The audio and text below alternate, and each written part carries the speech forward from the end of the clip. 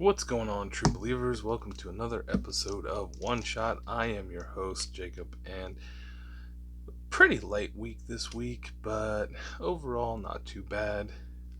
Let's get right into it, shall we? As you know, I'll be doing some reviews of the book, so spoilers will happen. Um, I'm still trying to decide if I want to continue with that format or maybe just show off my books in one video and then kind of get into reviews in another. I don't know yet, but for the moment reviews still are coming, so let's get started with Amazing Spider-Man 75. So Nick Spencer's run is finally over, and I'm blanking on the guy's name that did this one. But phenomenally better. So much better. The artwork is great too because Gleason, the guy who did the cover here, is doing the artwork inside this book, and it's so much better. Less of that crappy digital look, and more actual art. The story seems to be focusing on Ben Reilly, so the Scarlet Spider, which I'm a Spider-Man fan in general, but I really like Ben Reilly in the Scarlet Spider story. So this book is really it's starting out really good for me. And it can't really be worse than what I just read, previously before this Nick Spencer's run. But yeah, it's getting good again, guys. Give it a shot, see if you like it, and then get back to me on that. All right. This is Arkham City, The Order of the World. This one was not exactly what I was expecting. As far as the timeline where this falls in, it's after A-Day, which, if you know what A-Day is, it's the day the Joker attacked Arkham Asylum. We're still trying to figure out if he did that or not. In the Joker series, he's saying he didn't do that. But as far as anybody thinks, the Joker killed a lot of the population of Arkham.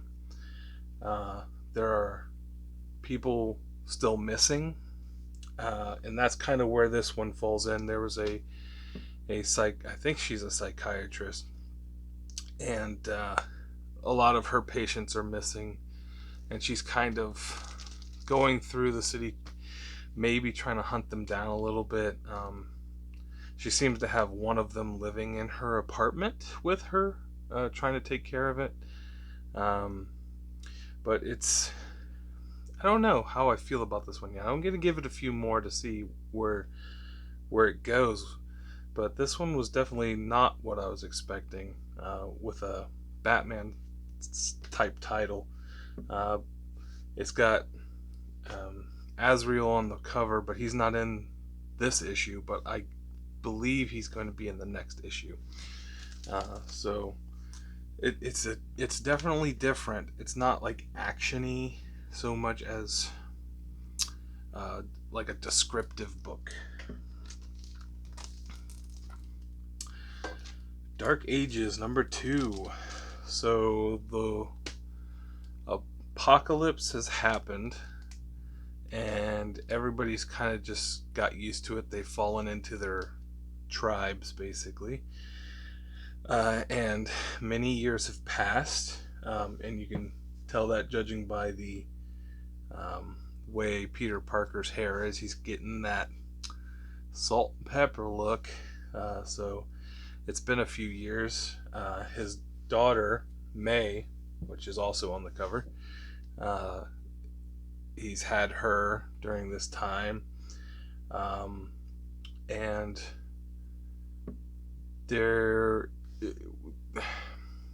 there's different tribes. So there's the vampires are trying to attack at night. And then there's Tony Stark, who's basically, if anybody's seen Dr. Stone, the anime series, where the guy from the smart scientist, brilliant guy from the future is kind of, or from the past, is trying to rebuild society in the future. That's kind of where Tony Stark fits in. He's basically trying to do everything that has existed before, with no electricity, and he's got like ideas for machines that'll never run and stuff, and people came to him and said, what if we could get machines running again? So it kind of piqued his interest, but spoilers, Tony Stark gets captured, and it is Apocalypse and the Purple Man, which you don't get to see very much, probably because he's kind of a problem character as far as his powers go. But yeah, some Apocalypse has managed to get electricity running again a little bit, but he's using the Purple Man to capture and have people work for him. And that's kind of where we left off with this one. I've been enjoying this book since the first issue. This is only the second issue, and I can't wait to see where it goes from there, because this one, I love post-apocalyptic stories. Another dark book, Darkhold. This is Alpha, so this is the start of the Darkhold series. So there's going to be Darkhold, what is it, Hawkeye or something like that. There's just going to be Darkhold plus character name. This one, I did not hate it, but I was kind of hoping for a little more, but it was still really good. Dr. Doom has uncovered this tome that is attached, I'm not going to spoil too much, to a character that Wanda Maximoff knows and is very afraid of. And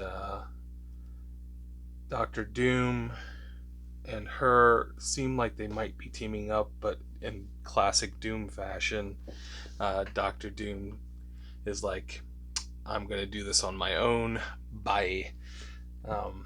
If you read from the tome too much, you go completely insane. If you don't read enough of the book and you go into the other world that they're trying to get into, you'll go pretty much mad. So you gotta kind of find that sweet spot. But Dr. Doom went there and came back, almost was killed in the process. But Wanda is trying to put together a team to go to this other place. So she summons a bunch of superheroes and tries to get them to read the tome just enough. But it seems like they may have read it too much, and a few of the superheroes have gone insane. And that's kind of where the book ended. It's got a very H.P. Lovecraft feel to me, like the whole madness thing to it. And some of the monsters in there kind of look like they could fit inside of a Lovecraft book. But it was a good read. Recommend it. Darkhold. Batman 114. I'm really kind of disappointed in this series. Being a Tynion book, you'd think it would be a lot better, but I think he's spending, like I think I've said this before, he feels like he's spending a lot more time on his passion projects, and he's just doing this one for the money. This book it feels like it's going nowhere. Nothing's really happening. Scarecrow has control over Peacekeeper 1. Saint is trying to get Peacekeeper 1 to come back by sending out Peacekeeper X to capture him. Batman is just kind of floating around doing nothing. Miracle Molly is kind of doing something. And then there's Poison Ivy. It's not great. I'll just say that. It's not a great book. And I'm really kind of disappointed in it. But I'll still be reading it just to finish the storyline out at least. Batman 114. Batman The Adventures Continue Season 2, Issue 5. So this one was more of a book setting up a story about this old mayor that used to run Gotham City around Batman's year 1 era. He was pretty corrupt, tried to start his own like secret police force. Batman kind of put an end to that and made the mayor retire. Well, now he's back, and they're trying to figure out what he's up to, and that's kind of where this was setting up. Not a bad book. I still love this series. The artwork is amazing. If you've loved the animated series at all, this one's the animated series written for adults. It's fantastic.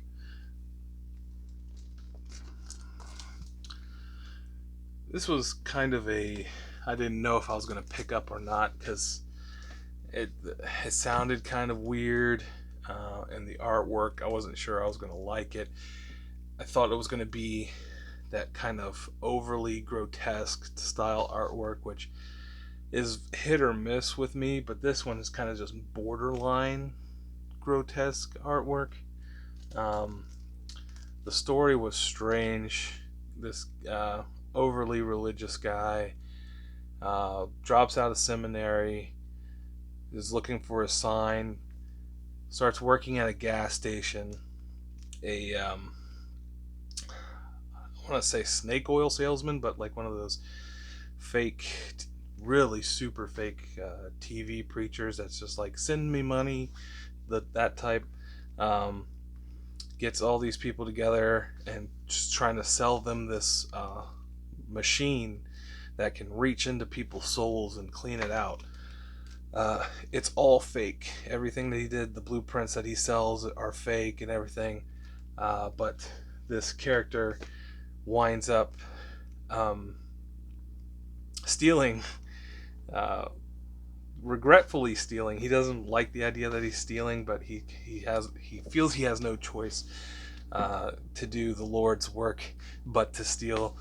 So he steals these blueprints and makes it out of trash that he's getting out of wherever he can. And he winds up making, it seems like, a functional model of this machine. And so I guess that's where the title Soul Plumber is. He's going to unclog people's souls with this machine. You know what? I was worried that I wasn't going to like it, but I think I'll stick around. It's only 6 issues. The subject matter is kind of crazy. The artwork is not terrible like I thought it was going to be. So definitely I'll stick around for that. Apex, number 3 of 4. Only one more left. I kind of wish the series would go on a lot longer so they could get into a lot more detail. It feels like they're kind of rushing things here. But this cover is done by one of my favorite artists, David Nakayama. The story, this one almost doesn't tie into the last couple, but towards the end it does. I won't go into great detail because I don't know if the Apex series is something everybody's really interested in, but if you like the game Apex and you kind of like the lore behind it, give this one a shot. It's only going to be 4 issues. It's not too bad. They're probably not hard to find. Apex.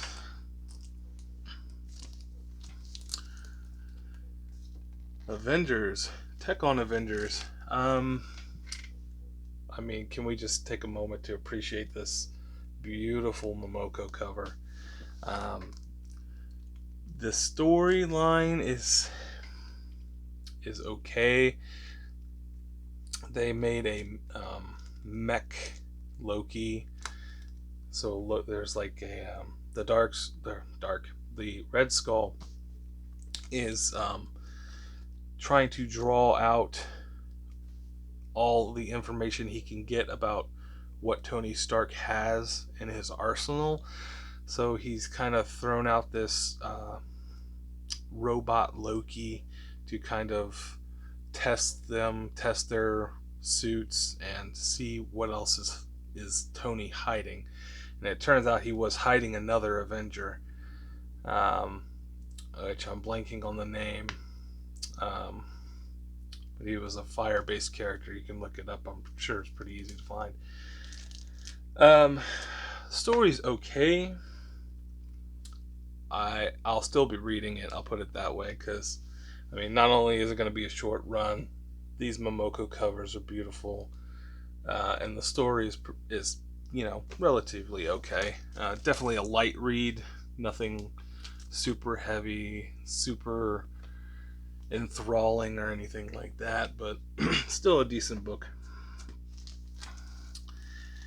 And then A Righteous Thirst for Vengeance. So where James Tynion writes a lot of dialogue, this is the absolute opposite of that. There is almost no dialogue in this book. We follow this guy kind of on his daily walk, I guess. He gets on the bus. He has problems everywhere he goes. He seems to kind of have like just slight issues that wind up just building up until he kind of blows up a little bit at this guy that he runs into in this little quickie mart. Then he goes to visit somebody, it seems, and he goes into the house and they have been murdered. And he realizes this, so he starts wiping down his prints, but he starts seeing something that he saw early in the day. Products that the guy he ran into at the mart was buying. He started seeing them around the crime scene. This book, it doesn't need all that dialogue. It does enough speaking through the images that you see, and it was very good. I liked it a lot. Almost my number one for the week, but didn't quite get there. It was just short, but it was really good. Recommend it, especially if you don't like a whole lot of dialogue. But what I did think was probably my pick of the week, Chicken Devil. I don't know why when I read this book, I kept thinking of the movie Falling Down, where the guy just kind of has a bad day and goes crazy. But that was kind of the vibe I got out of this. This guy, he's got a normal family life. He runs several of these chicken restaurants. But like this warehouse that he had caught on fire, but only burned some select items.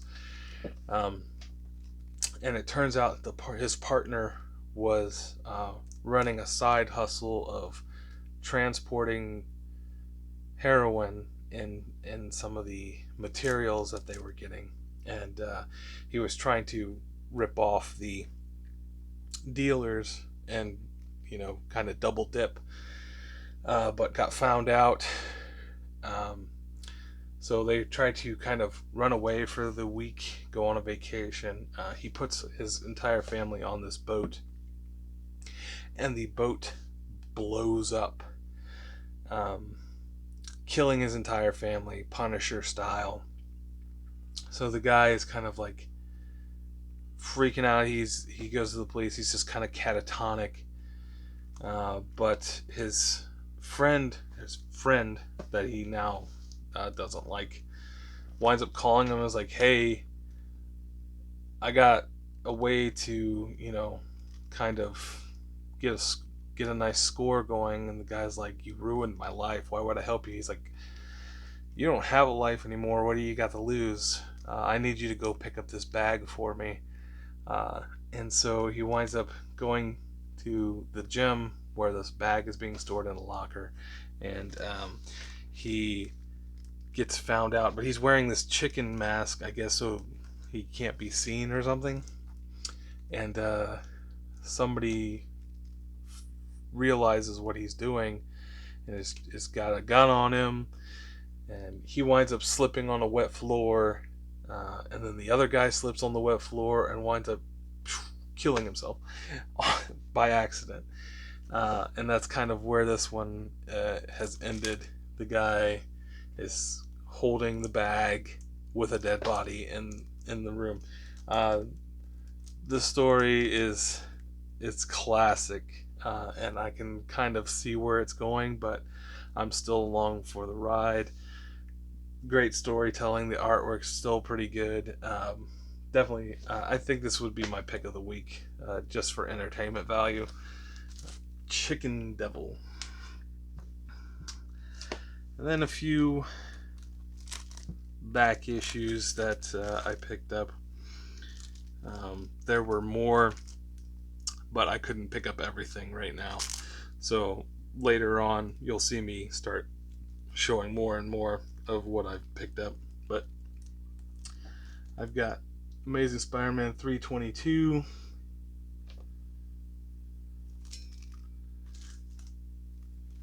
These are, I believe, McFarlane did all of these covers and artwork. 324, beautiful Sabretooth cover.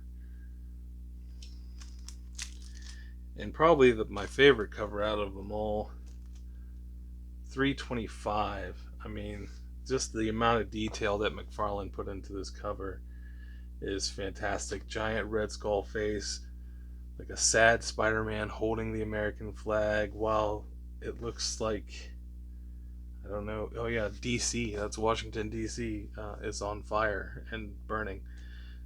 That's just, I mean, McFarlane knocked it out of the park with the covers that he did.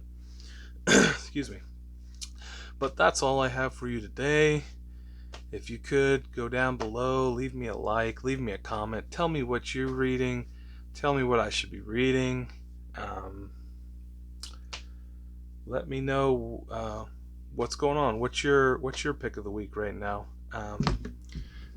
But as always, thanks for stopping by. Come back next week for another episode of One Shot. And as always, have a good day.